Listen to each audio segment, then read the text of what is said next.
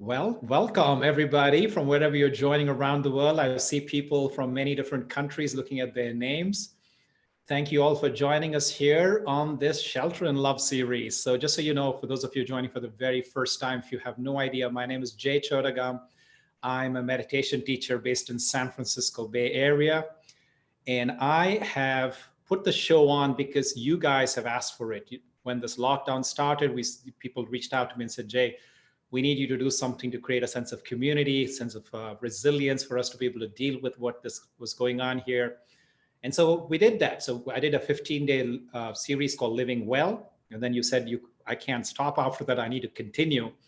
So I decided I'm going to change up this course of these conversations a little bit and say, instead of the focus being completely about me, I said, why not bring some of my good friends from around the world, thought leaders, to have them come on the show and be interviewed.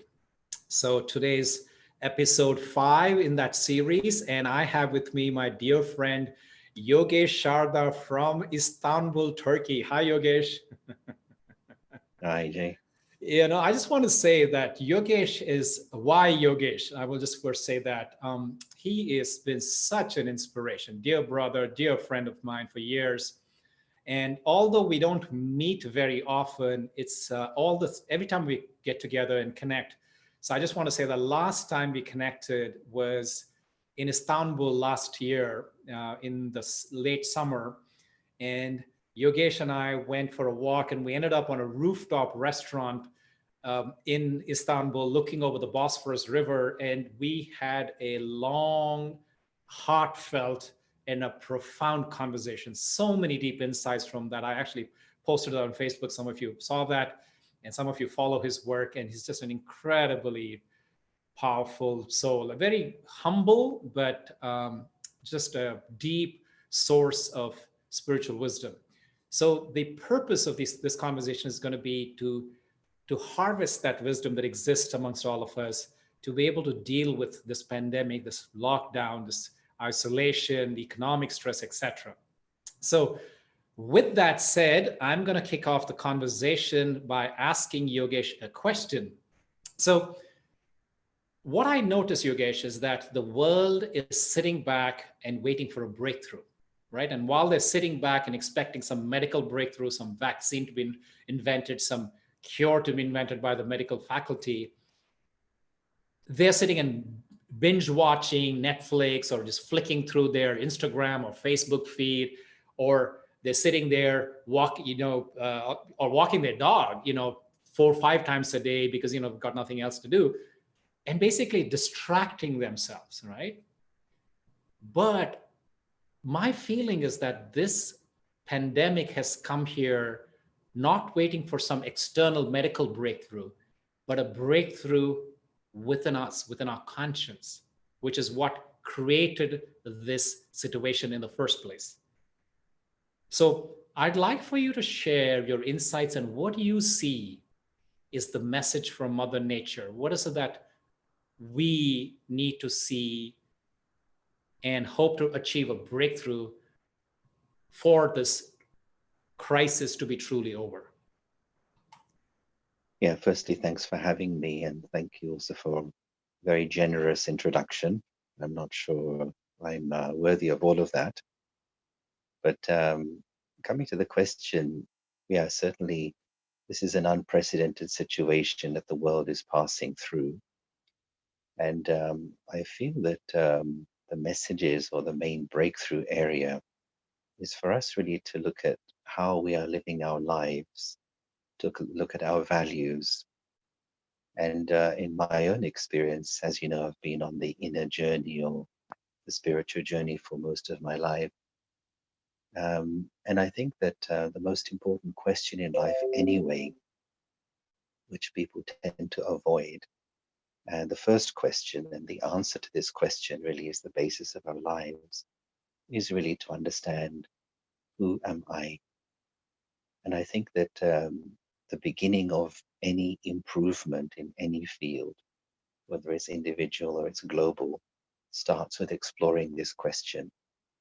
So I feel that the important breakthrough for people, and I'm hoping this is going to become part of people's lifestyles even after the situation is over is really to bring spirituality to the very top of one's priority list. Now, generally, what I find in big cities, and Istanbul is one of the biggest cities, people say, well, these ideas of meditation, spirituality, they're very nice, very appealing, but I have a job, I have a family, I've got to take care of my health, I need to pay the bills, so on and so forth. So when I get time, then I will pay attention to these things. I believe that the message now is to bring care for the soul care, to the very top of my priority list. And I think that's the breakthrough which we're looking for. And it's going to help us to be able to deal with the challenges which come from the outside, whether it's at this time or in the future. So that's great. That's, I trust you. I trust your instinct. But can you tell us a little bit of why that the soul and knowing myself needs to be the top priority? That's like I have a second part of that question. What would happen if we do not make this a priority? Well, when we take care of the soul, what happens is everything else in our life will necessarily improve and upgrade. And why this is the case is because, as is our sense of spirituality, our sense of identity, so is going to be our mind and our emotional condition. Now, we know also that our emotional condition affects our physical health, our relationships, the way we perform at work, and so on. And I believe this is the missing area in people's lives. If we don't pay attention to inner soul care and therefore taking care of the mind simply becomes weak. It's just like if you don't take care of any machine, it stops working, it malfunctions. In the same way, if we don't pay attention and give respect and care to the mind, then we lose the basic abilities which make human life pleasant, such as understanding, for example, such as forgiveness, such as patience, such as tolerance. And today we live in a world where, largely speaking, these kinds of energies seem to be on the wane. I believe that taking care of the soul and empowering the mind brings these abilities out of us. So my relationship with myself improves, and therefore my relationships with other people also will improve. Right. And would you share a little bit? I mean, it's obvious what you're saying, that if I don't make my mind a priority, the soul sustenance a priority, what would happen?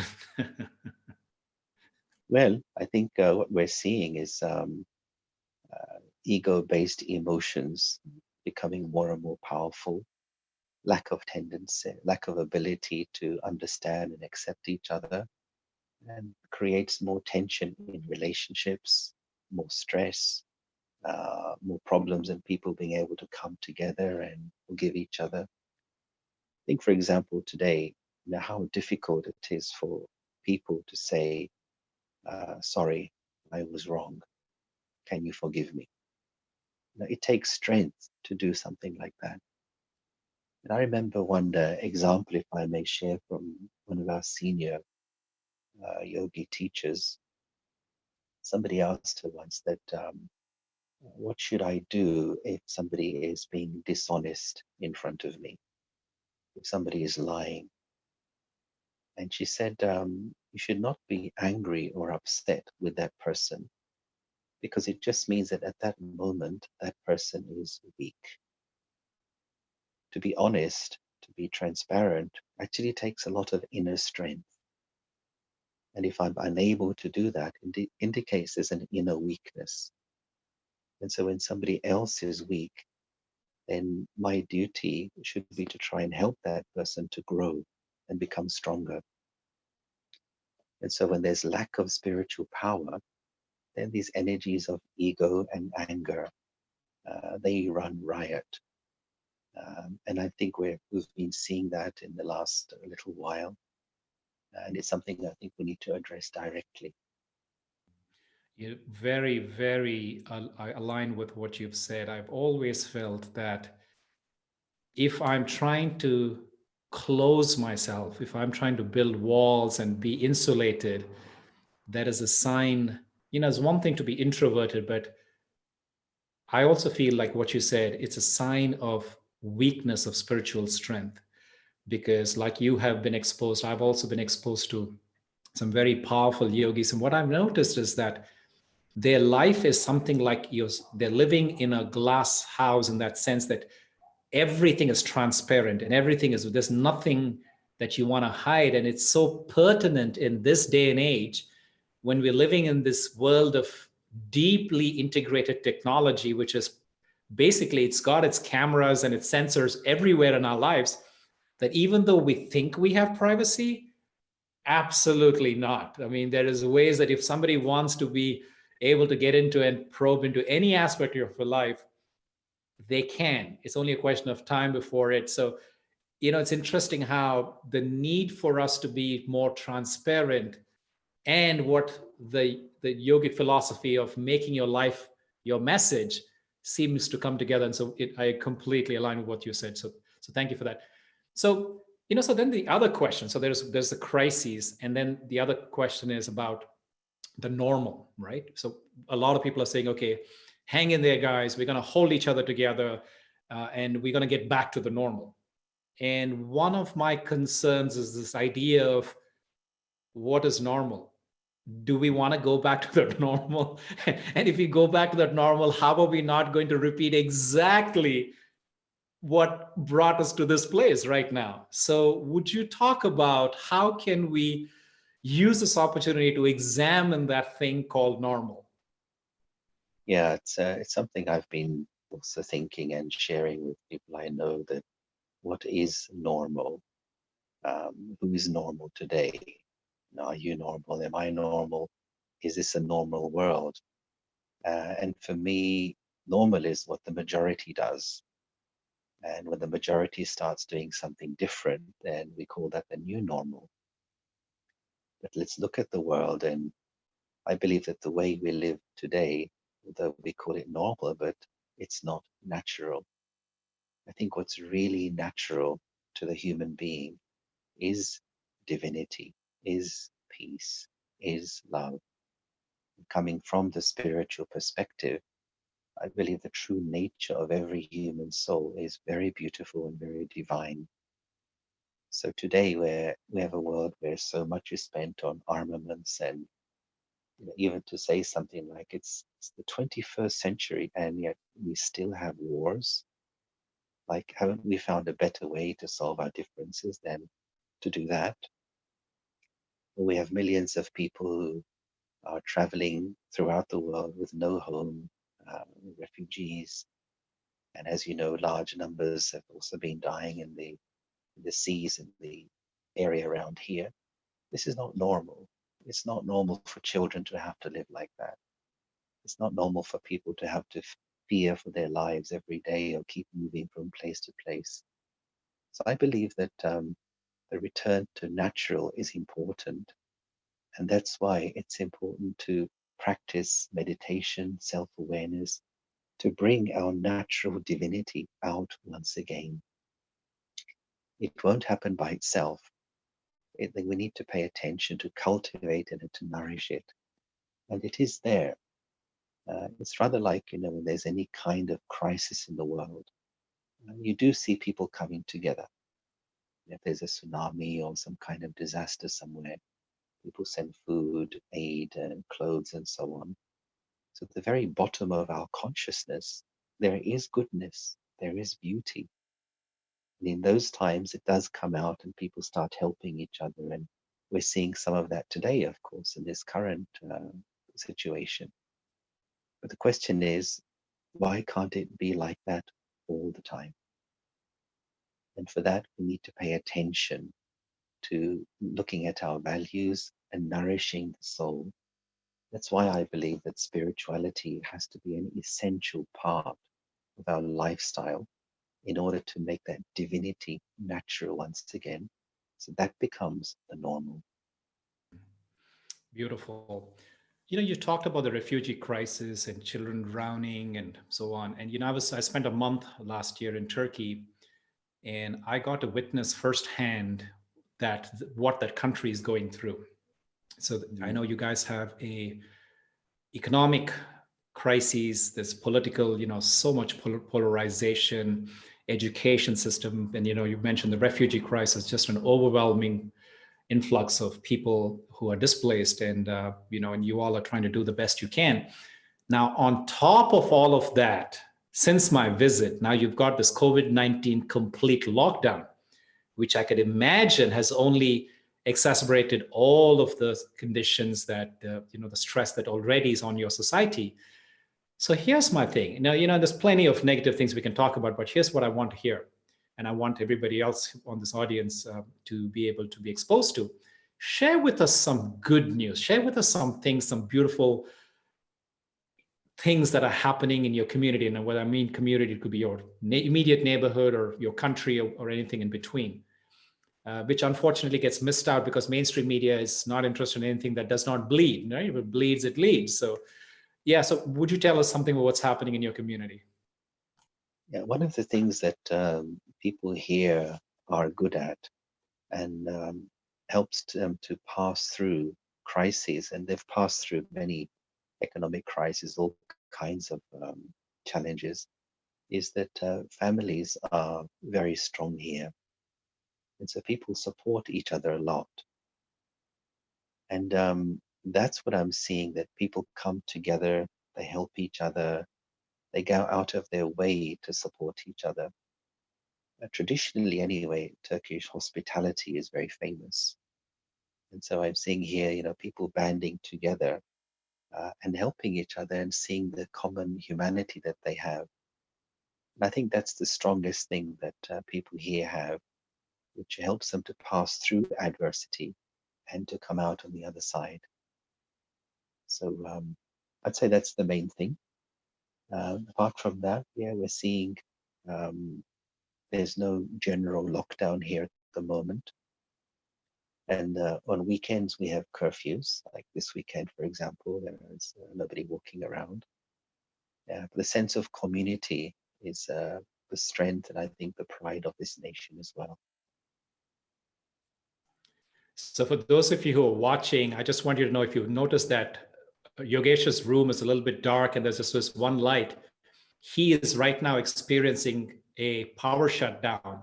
So he had to change to plan B. He's not able to get on his computer. He's pulled out his phone and he basically rigged it up. And, he's so cool. You can't even tell that he's in the midst of, something that would be in some parts of the world. Oh my God, how can I do a live webinar when my power is out? But, this is true to the spirit of the Turkish people. He's like, okay, how do we get this thing going? And how can I find a solution to this? Yogesh, one of the things that I always adored you for, besides being an extremely deeply spiritual human being and, dear brother, um, is the comic in you. You are a tremendous actor on stage. So those of you who don't know Yogesh is an amazingly funny actor. He's put on many plays that I witnessed. Yogesh, for the benefit of the audience, would you do as a little character of, pick one, Prince Charles or anybody else that you like, and can you demonstrate? Well, talk about putting somebody on the spot. Thanks very much, Jay.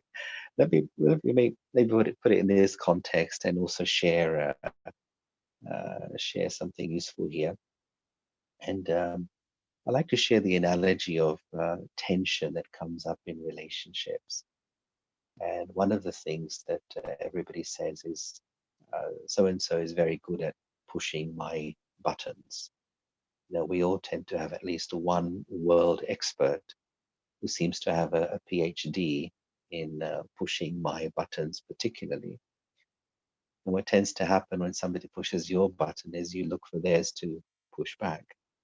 And you may you may end up in a button pushing contest.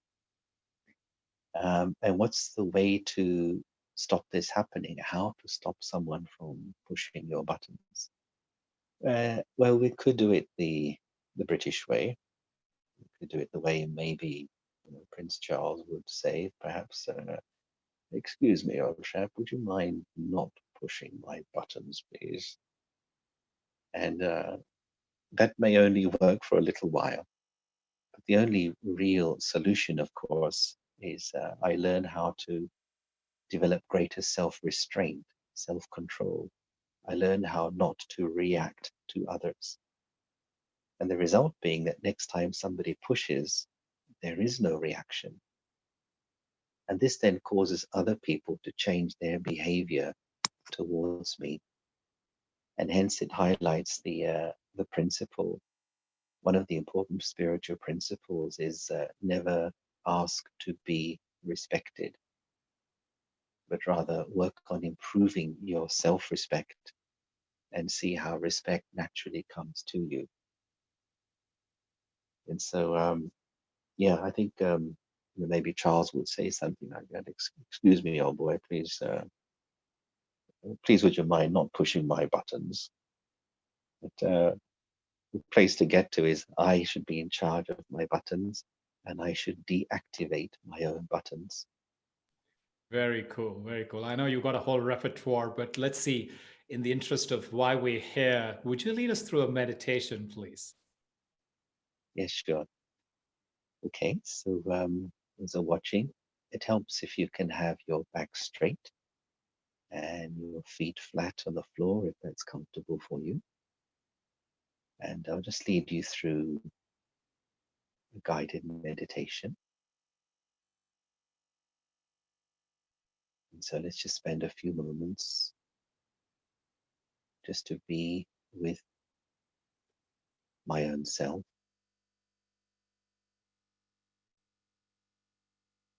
For a few moments, I choose to leave the outside world outside, and I step into my inner world.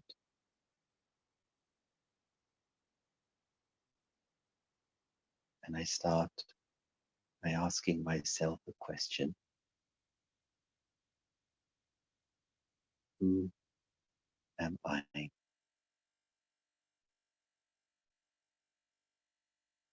Behind the roles I play every day,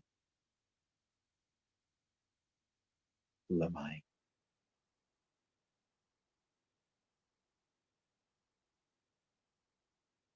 Behind the masks I wear every day, who am I?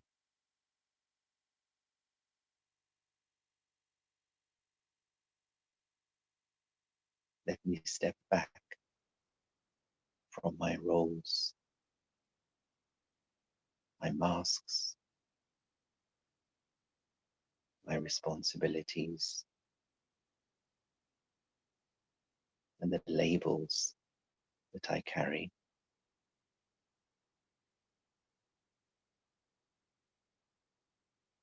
When I look in the mirror,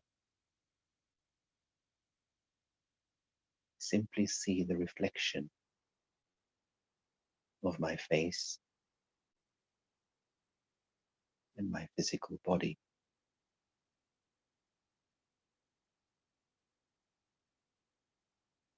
But there is more to me than simply this.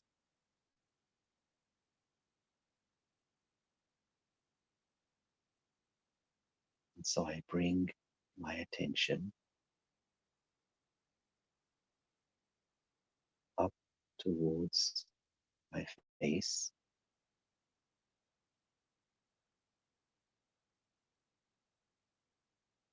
I bring my attention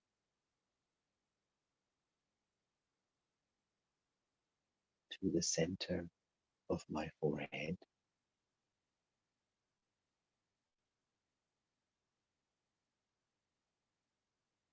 And here, at the center of the forehead, I picture a star of peaceful light.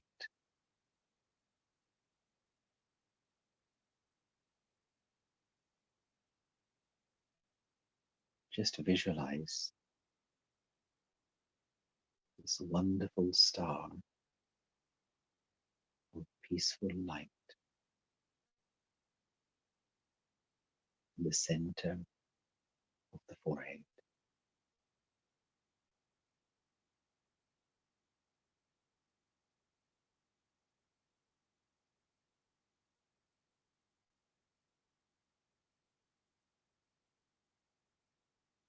And from this star,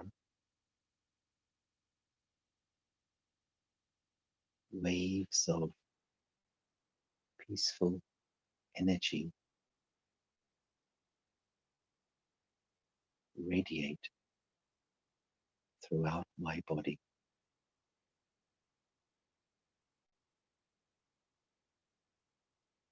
sending peace and healing energy to every part of the body.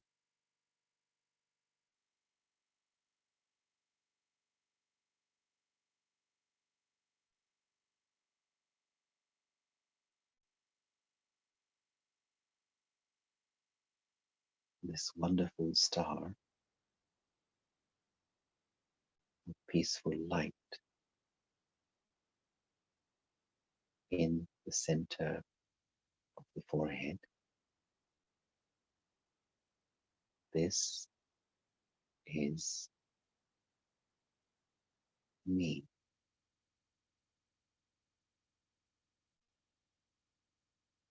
This is I,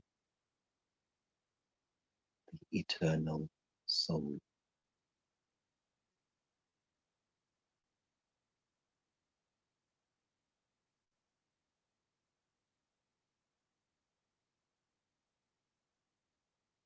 I, soul, I am a living point of spiritual energy.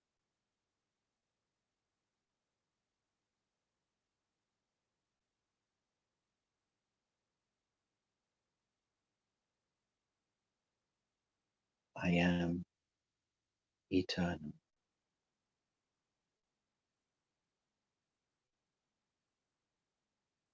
I can never die.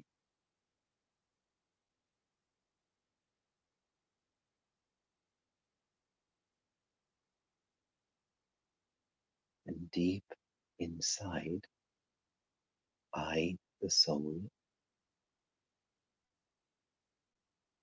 there is a reservoir of inner peace.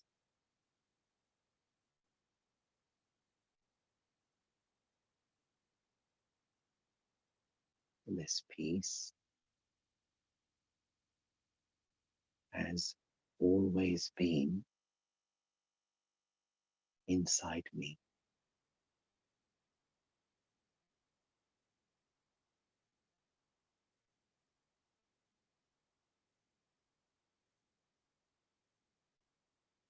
And now I choose to emerge this peace once again.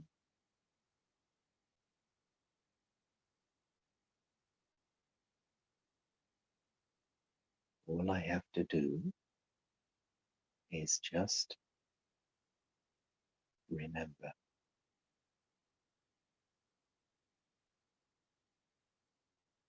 Remember, I am peace.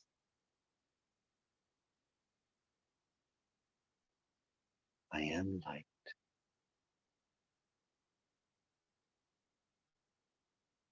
I am eternal.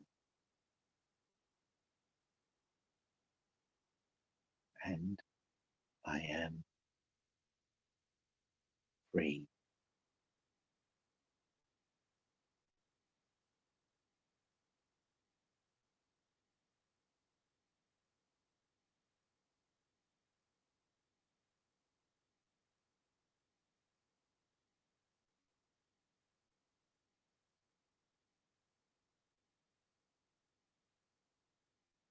And now,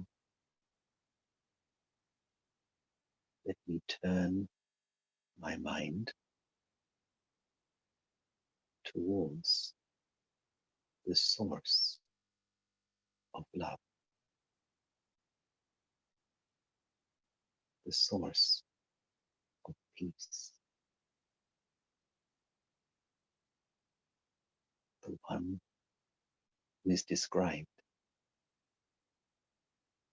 as the ocean of love.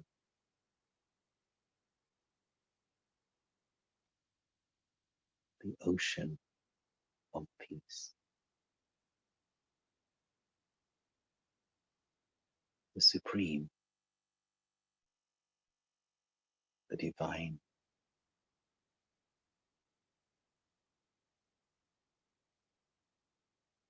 This is the one who is the true friend of the soul.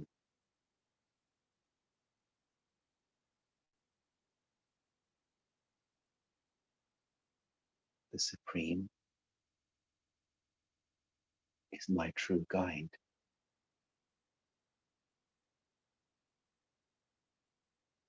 The mother, the father,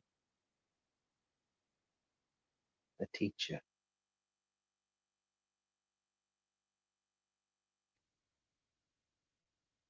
This is the one who does not see my weakness.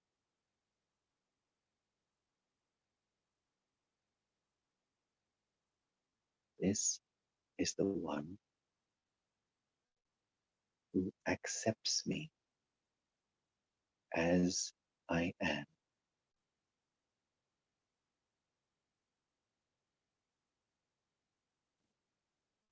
This is the one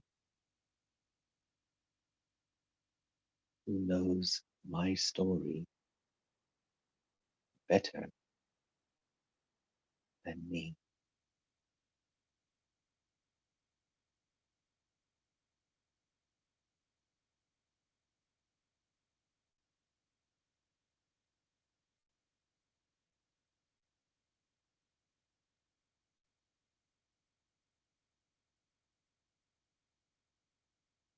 Let me be in the divine presence, in the company of the Supreme Soul.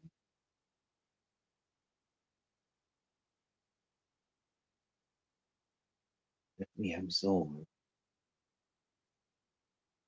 the love, the peace, and the power which is my divine right.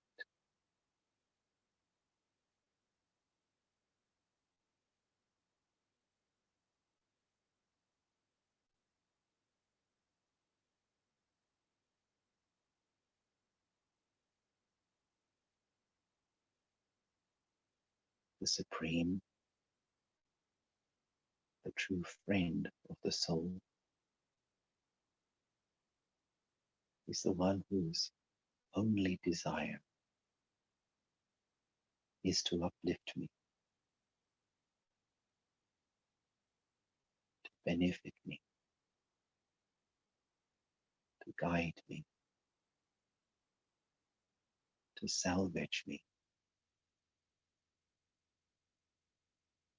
and to bring me back to my highest and truest state.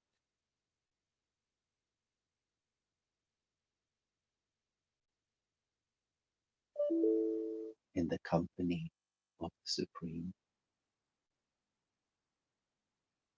I am reborn. I rediscover who I am.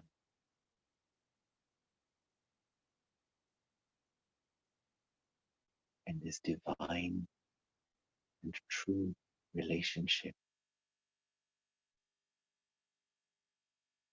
the Supreme gives me back to myself.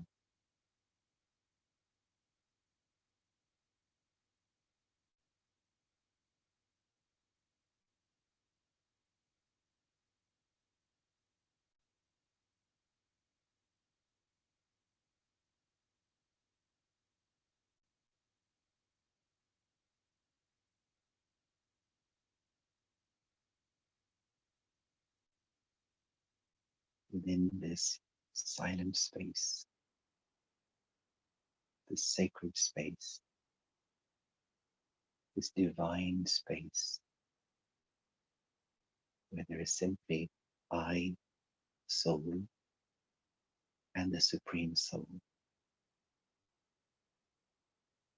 I am awakened once again.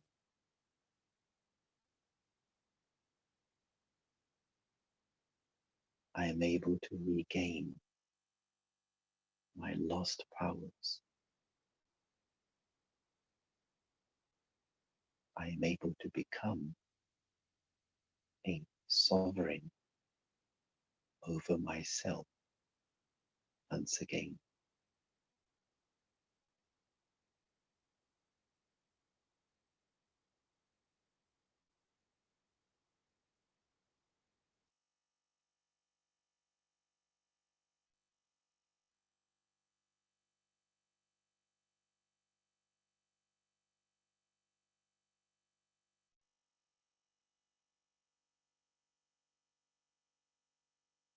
Let me stay in the experience of this divine meeting for a few moments.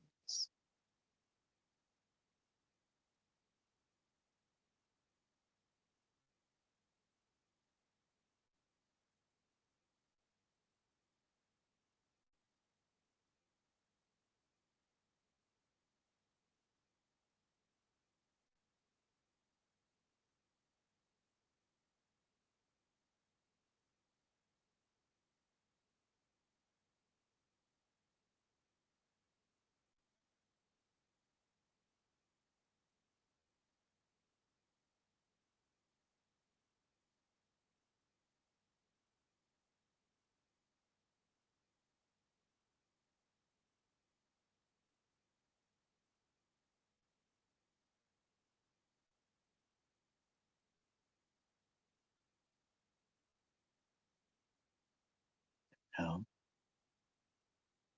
keeping this love, keeping this peace, keeping this strength with me, and return to the awareness of the here and now.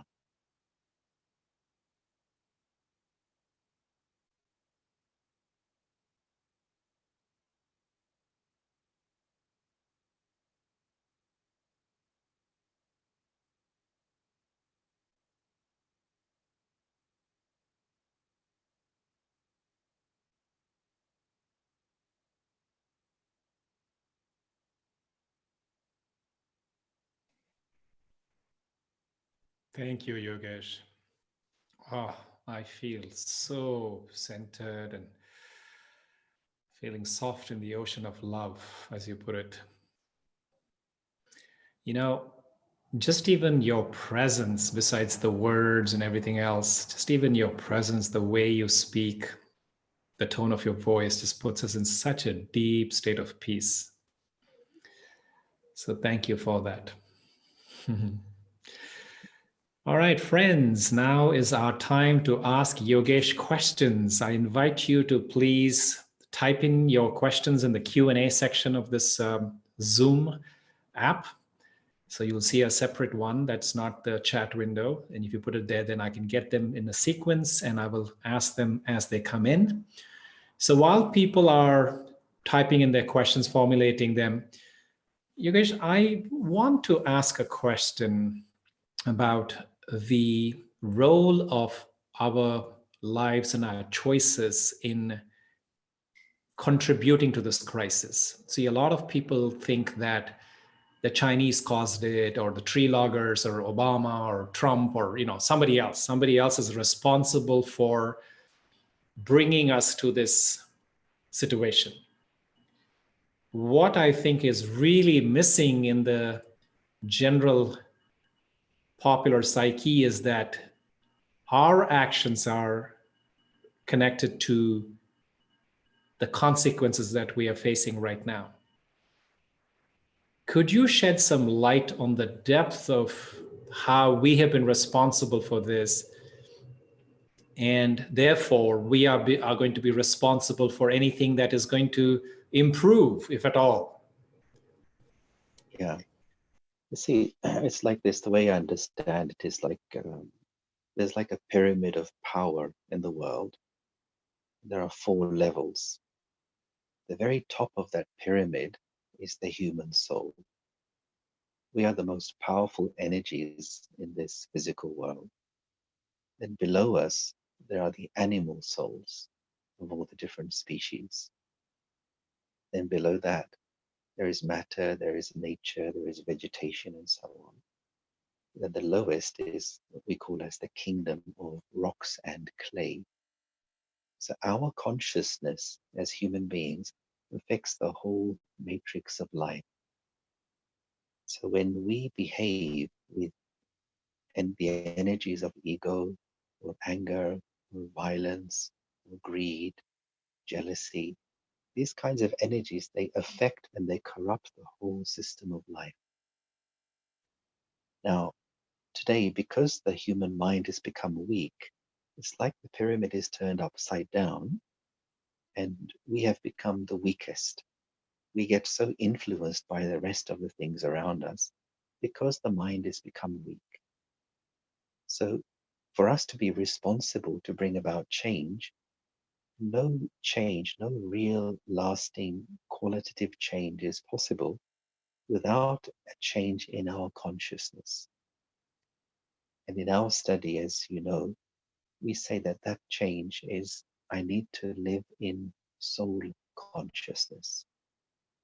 It's not a matter of just knowing this or accepting it or believing it, but it's to be lived in soul consciousness, practicing the state of soul consciousness as you walk, as you interact, as you move, as you come into contact with other people. Because when one is soul conscious, then our innate divinity, which is peace, which is love, which is joy, that will naturally awaken. And if we're spreading that kind of energy around us and throughout the world, it's going to help to lift up the whole matrix of life. So So tell us, yeah. So yeah, can you elaborate a little bit on that word? I don't think most people here are familiar. What is soul consciousness, and how does one cultivate it? but generally people tend to live in the awareness of I am my nationality, I am my skin color, my race, I am my religion, I am a profession, I am male or female, etc., etc. So that's the information we place in our consciousness. And if I'm living as those things, it's a very materialistic consciousness to live in, and I will see the world through those eyes. But to live in soul consciousness means I place this information at the very center of my consciousness. Who am I? Essentially, I am a spiritual energy. Essentially, I am a soul. I am not what I do, not what I have, not what I see around me. Secondly, and this is equally important, is when you see another person, what is the first thing that you see? Is it the race? Is it the gender? Is it the nationality? Is it the religion? Is it even the family relation? Or can I look beyond all those masks and see behind that there is the soul? And if I'm practicing soul consciousness, I'm also practicing to see another human being first as a spiritual being, first as a soul, then later all the masks and the labels that we carry. This is the most important practice in a spiritual lifestyle. And for me, it is the game changer. Because it's through the practice of soul consciousness your fears begin to dissolve. You develop the power to face life. You develop the power to understand the mechanisms underneath life. Plus, also in our relationships, I become less needy of attention and praise and recognition. The capacity to give naturally increases, to give love, to give support, to give encouragement. Why? Because living in soul consciousness is awakening my inner divinity.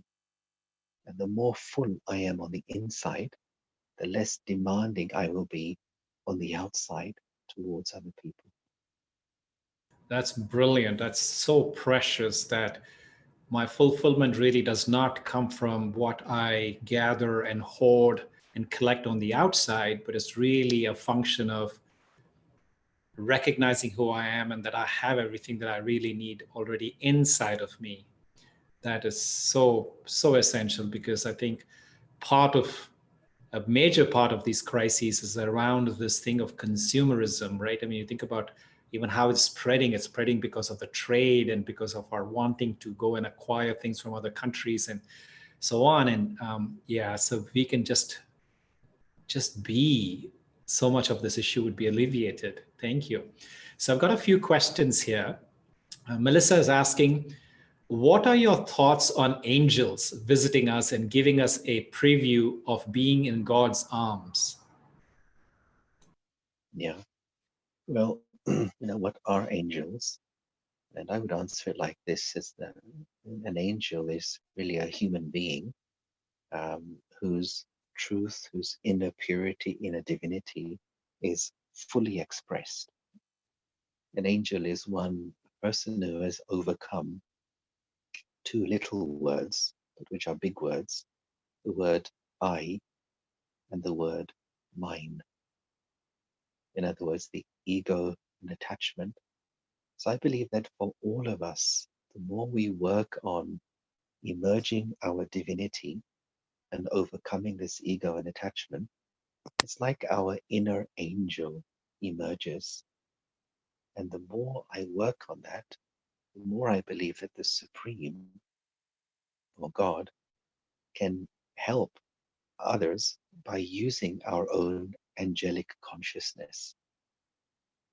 And you may not even be aware of it, but the more you work on yourself, God will use your angelic consciousness to help others and give them comfort, give them a feeling of being cared for and protected. And it's high time for that service to happen, I feel. So you do believe that we can receive the support of angels right now? Absolutely. Yeah. Yeah. And we ourselves can emerge our inner angel and give that support to others too. Right. Okay, so Julian has a question here. When our consciousness becomes elevated, all other species, including matter, will become elevated. So I guess it's a question: will all other species, including matter, become elevated when our consciousness is elevated? I think that's his question. Yeah, absolutely. As I mentioned, we are the most powerful energy in the world. And it's up to us to work on ourselves, to clean our consciousness, and see how that's going to affect the rest of the matrix of life. So, for me, it's a reminder that why should I work on being good, as it were? Why should I be good? It's not just for me, but it's actually a huge contribution towards the entire matrix of life, which is people, animals, nature, everything else. It's our responsibility as human souls. Right. All right. So now we've come to the end of our time, just want to wrap it up. Would you offer us maybe 3 things that we could practice to keep our minds clear, our intentions positive, that angelic presence, elevated angelic consciousness that you talked about, and to live in a way that we're not only well for ourselves, but we're also doing well for the community, whether it means the family that I'm supporting, whether it's if I'm a healthcare worker, the people I'm caring for, or just being a civil citizen of society that's having a positive influence. Yeah, I think what I feel is very important for each person is to start the day in the right way. And I like to use this little symbol with the three fingers. Um, when I wake up first thing in the morning, before I engage with the world, first I need to engage with myself. It's the start of the day, which means to engage with the peace and the divinity which is within my own self. So start the day with becoming aware of I am spiritual energy, I am a peaceful soul. Second finger represents my connection with the source of love, the source of peace, the source of joy, the supreme soul, and experience the power and blessings of the parent first thing in the morning. And then the third thing is then how I interact with other people and what I share, which I've taken in the morning with others. So the first thing is this, how to start the day in the right way. Second thing, whether you're at home or whether you're at work or wherever you are, it's important to radiate and spread your spirituality, your divinity into the atmosphere, into the environment where you are being. And for this, we have this practice, which I know you're aware of. We call it as traffic control for the mind. And that's where you try to stop for 3 or 4 minutes every couple of hours and recharge your soul battery. Become aware of your spirituality, reconnect with the Supreme. And if you do that, the vibrations your mind is spreading into the atmosphere is going to help others to also feel peaceful. It's going to give them some calmness. It's going to give them the experience of some spiritual love. So that's my responsibility to others. The third thing I would add, which also I feel is so important, is how to put the mind to sleep at the end of the day. That was just like a computer. How would you close a computer at the end of the day? You wouldn't just yank the plug out. But there are stages. You sign out, you log off, you switch off. In the same way, it's important to put the mind to sleep properly. And one of the things I was told as a child many years ago, and still resonates with me, is you try to think of the whole of the day, the whole of life, in fact, as a big theater performance. And you think whatever happened today, something good, something bad, I did something amazing or I did something ridiculous. But today, the curtain is closed. Today's drama is over. You multiply everything by 0, empty the mind of the thoughts of the day, allow the mind to be light, and then go to sleep in that peaceful and restful state. And I believe this then helps you the next morning to really feel like it's a new day. This, I think, enables us to be not just to be at peace with ourselves, but to be productive and useful to those around us as well. Brilliant. I love the idea of the curtain going to close, which brings me to this closure of this conversation. There's a few more questions, but we're out of time. I just want to honor everybody's time. Thank you all for being part of it. Thank you, Yogesh. Despite the little curveball that you had, power outage, you still were calm and cool and just made this happen. Really, really grateful to you.